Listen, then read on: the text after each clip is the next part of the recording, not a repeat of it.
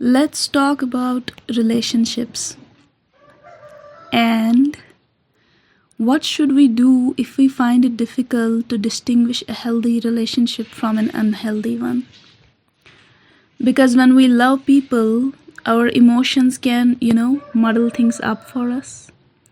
We tend to lose the clarity regarding who is real and who is not when we let our emotions or how we feel about someone, let's say, blur our vision. And this could be any type of relationship, platonic friendships, or within our families, our relationships with our parents or children or siblings or cousins, any extended family members. What often happens is that we either, as I said before, we don't see the other person clearly, or we project an image onto that person that does not really represent their true nature. So how not to lose that clarity is the first question. Imagine you have 3 empty boxes. I'm giving you this exercise because it is a very easy way to assess relationships with more clarity and less emotional bias. It helps us observe others' actions and behaviors over time. Okay? The reason I said over time is because when we observe a person's behavior over time, a pattern of their behavior starts appearing before us. So we observe their pattern of behavior and place them in categories that reflect their character in relation to us. Recognizing the pattern is important because, otherwise we might judge a person according to how they behaved in the heat of a moment. Or maybe they were going through some personal crisis, or anything can be happening behind the scenes that makes a person behave out of character.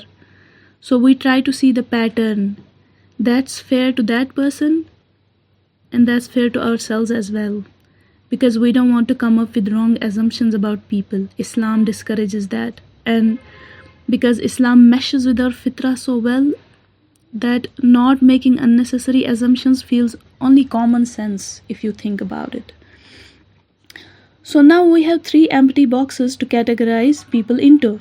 In the first box, we will be putting people who are real with us. Now you might wonder, what does she mean by who are real with us? And inshallah ta'ala, I will get to that, but not yet. Right now, let's just cover the bases, or draw an outline is more like it. And I would call this first box the real deal, okay? Let's keep it real by calling it the real deal. I think this exercise could be quite useful for developing a clearer understanding of the people around us. It allows for a deeper reflection on how each person aligns with their words and actions and where they stand in our life. And also it will let you know where you stand in their lives. We are expected to have taqwa as much as we can.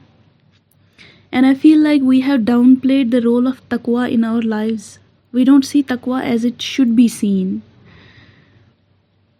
I think taqwa is so much holistic than what we have made it. Whenever I think of taqwa, the very first thing that comes to my mind is mindfulness. And immediately after mindfulness comes the word, obviously, consciousness of Allah Azza wa Jal. That's taqwa. So for me, that's mindfulness, being mindful of the laws and the lines that are drawn by Allah Azza wa Jal.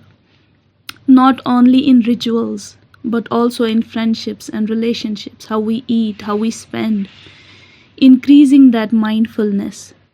Because as Muslims, we are supposed to be mindful emotionally, spiritually, financially, physically, basically in every part of our lives. And in order to achieve that kind of mindfulness, one needs to know how to manage one's boundaries. This is such a simple concept of taqwa. And I'm hoping that this exercise will guide you on achieving this goal of acquiring taqwa as much as we can. I do it, this exercise. We are all in need of increasing our taqwa, okay, cultivating our taqwa. And this simple exercise will encourage us to discern people's weakness and strengths without compromising our core values or the love we have for humanity, It will help us not compromise our mindfulness. It will help us not compromise our taqwa. It will also help us protect our energy and time, making sure we invest in those who are genuinely committed to us. And it will help us in staying cautious of those who might unintentionally or intentionally harm us. So let's keep it going. In the second box, we will put those who, while perhaps friendly or easygoing with us, are willing to betray us for their own benefit. These are people whose integrity falters in moments of inconvenience. These are people who compromise their mindfulness, or let's say they are not always in the state of mindfulness, in the state of taqwa, okay? Friendly people, they don't hate you, they don't have any ill intentions towards you, but they get tempted easily, okay? By smallest of opportunities. And the opportunities, they can be material gain, or just they get tempted by the devil easily. They exaggerate a bit here and there just because they think it's funny, or they think this is how the conversation will keep going, anything, gossiping. And they are too weak to draw the line between harmless and harmful behavior because they have not worked on their mindfulness. So let's name this box the gray box, okay? The gray box. We have the real deal, and now we have the gray box. Box number 3 is for those who intentionally hurt you, whether physically, emotionally, psychologically, financially. No area of life is safe from their harmful intentions. They look for opportunities to act on those ill intentions. And in this box 3, we are also going to put neutral parties. Those who neither stand with us nor openly oppose us. They prioritize their own comfort above all, even if it means compromising their mindfulness, their taqwa. Let's call it a dark box, okay? So we have the real deal, we have the gray box, and we have the dark box. The topic of taqwa is actually important here because I think we have lost sight of the real definition of taqwa, the holistic approach towards it, how it teaches us to be mindful. We have just, limited it to the beliefs pertaining to our rituals. The rest of taqwa is gone, it has disappeared. We don't even understand that mindfulness is equal to taqwa. हमारे जहन में बात ही नहीं आती है कभी.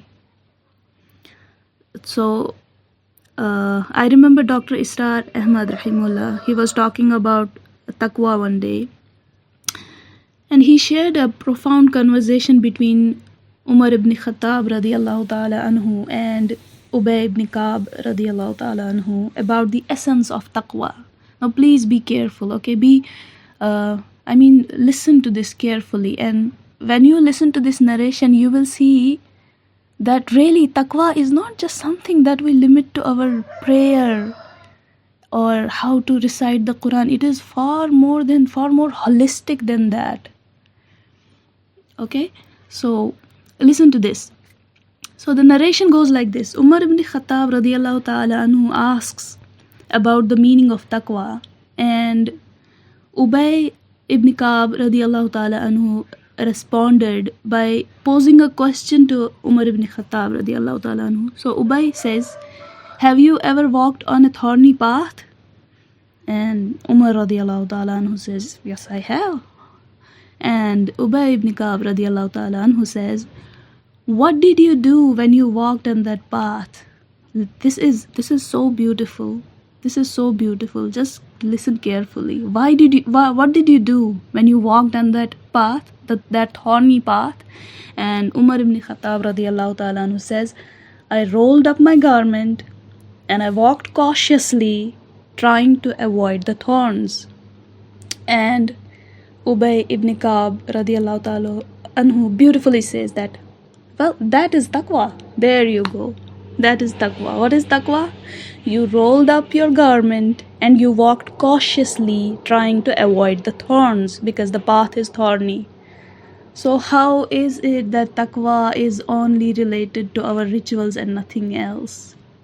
Our deen is a way of life, and we are learning that taqwa is a way of life.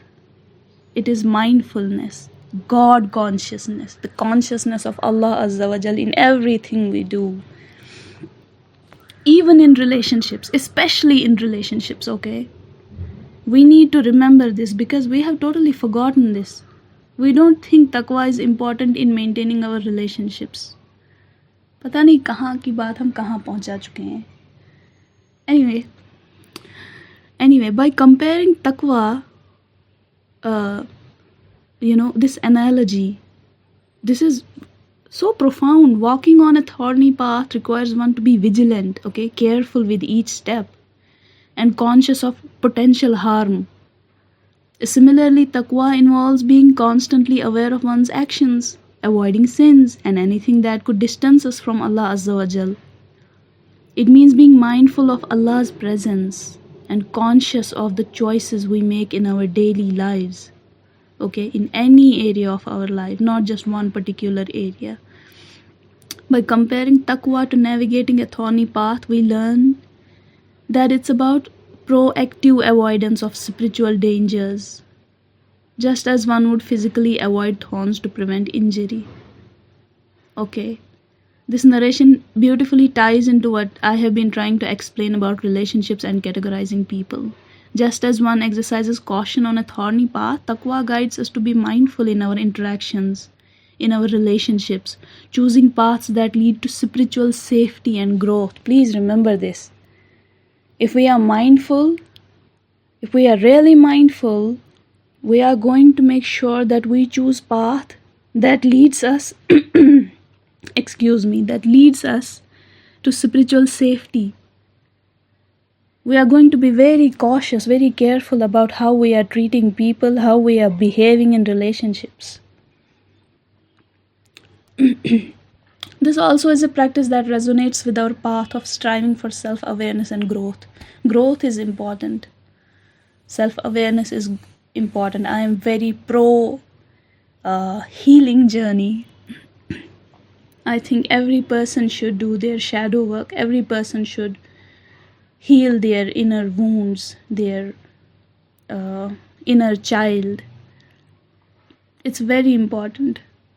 And हमें इसकी इम्पोर्टेंस समझ ही नहीं आ रही है कि ये कितना ज़रूरी काम है.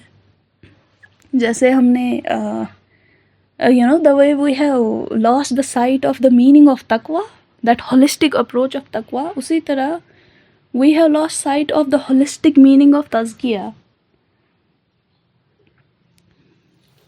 I think if you are pro tazkiyah, you have to do healing work, because that's how you gain self-awareness. That's how you grow. That's how you see what's going on, why you do what you do. Why is it difficult to be mindful? Why is it difficult acquiring taqwa? Every question. You have questions, you will get the answers when you embark on that healing journey. Because this exercise that I told you, it promotes objectivity as well as compassion, okay? Just because you have put somebody in a dark box doesn't mean that now you will hate them. It is for your own clarity. You can be compassionate, you can be objective and firm in protecting, yourself from negative influence. Because if you want to work for deen, if you want to live your life according to deen, you will need to protect yourself, okay? The way you need to protect other people from your evil, you need to protect yourself from their evil, their weak points, their negativity. So I'm going to explain the 3 boxes further, but for now this is all I have. I hope you found this useful. If you did, then do share it with others. Sharing is caring. Have a good day ahead. Assalamu alaikum.